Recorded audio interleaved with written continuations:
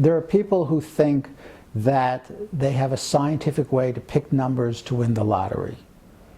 And I think the science of conversion therapy is just like the science of picking lottery numbers. Dr. Jack Drescher is a licensed New York psychiatrist. He's a renowned author and an expert in sexual orientation issues. Dr. Drescher was kind enough to join Truth Wins Out to answer questions regarding sexual orientation and reparative therapy. The first question is reparative therapy mainstream? Therapy is not a copyrighted word, so anybody can call what they do therapy. You have aromatherapy, you have reparative therapy. I mean, there are all kinds of things that people call therapy. So it's not something that we teach psychiatrists who are learning psychiatry in their training programs. We don't teach it in medical schools. Psychologists do not treat it in their departments. Social workers don't treat it. So it's really what we would think of as a marginal practice, has nothing to do with mainstream mental health practices. But reparative therapists seem to have all the answers. Well, the theories, from what I've read in what they call literature of conversion therapies, makes a lot of assumptions that are not really true. I mean, today we don't know what causes homosexuality and we don't know what causes heterosexuality. Some people believe that it's biological, meaning you're born that way, and some people believe it's something that happens to you because of what was done to you. But the truth of the matter is that we don't know, nobody knows, and anybody who says that they know is lying to you. Is there any validity to the reparative therapy claim that bad relationships with distant same-sex parents cause homosexuality? Many of them claim that it's caused by a faulty kind of parenting, either too much mothering or hostile mothering or not enough fathering. I'm talking about male homosexuality now. Not enough fathering or hostile fathering. Or in general, they say that bad relationships with the parents of the same gender. So these theories are interesting theories, but they're just storylines. They're not scientifically proven in any way. But part of the problem in these conversion therapies is that in order for you to undergo such a therapy, you have to accept the therapist's theory. Reparative therapists also claim that the cure for homosexuality is making non-sexual, same-sex friends. Is there anything in the scientific literature that supports this theory? I don't know of any literature that would prove or support the position that homosexuality is caused by difficulties in forming friendships with people of the same sex or gender. But that is a theory that conversion therapists work with. They're the only ones who believe it. Focus on the Family's Melissa Freirear says that molestation is the cause of lesbianism. Is this science or just stereotypes? That it's possible for a person who was molested to develop homosexual feelings, I could never rule that out. That's a possibility in some people. But to say that that's what's true of all gay people is a stereotype. But Nartha's always trotting out statistics and studies. Is this having any impact on the scientific community? Groups like North and these other people quoting studies are not really trying to convince the mental health professionals. They're trying to convince the public that doesn't know anything about science.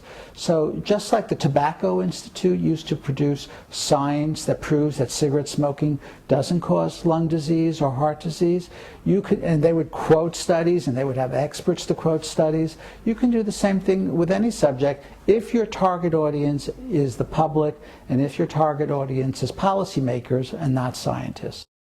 Does reparative therapy cause long-term harm to its victims? One small study, again, a very small study of someone who saw a lot of patients who had been through ex-gay treatments and now had come out as gay, did talk about the fact that they had a lot of difficulties forming interpersonal relationships afterwards, gay relationships.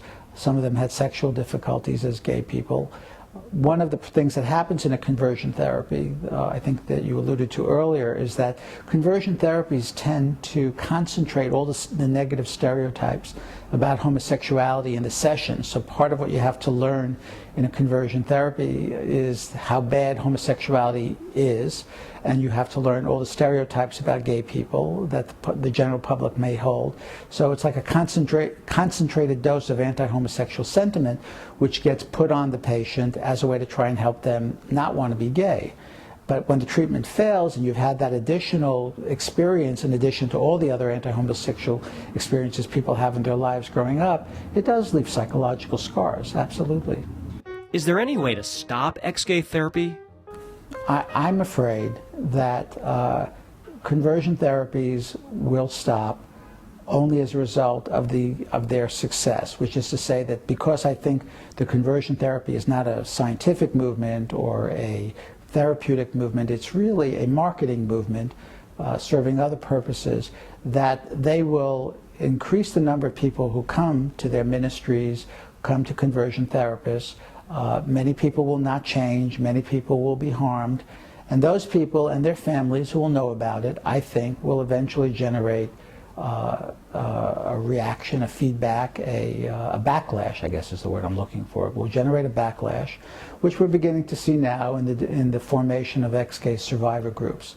I think the people who have tried this and who have failed, their families, their wives of the failed marriages and husbands of failed marriages, when those people come forward and they're able to tell people who are considering this, I tried it, look what it did to me, then I think the movement will stop, because there is no federal regulatory agency, for example, that could stop them.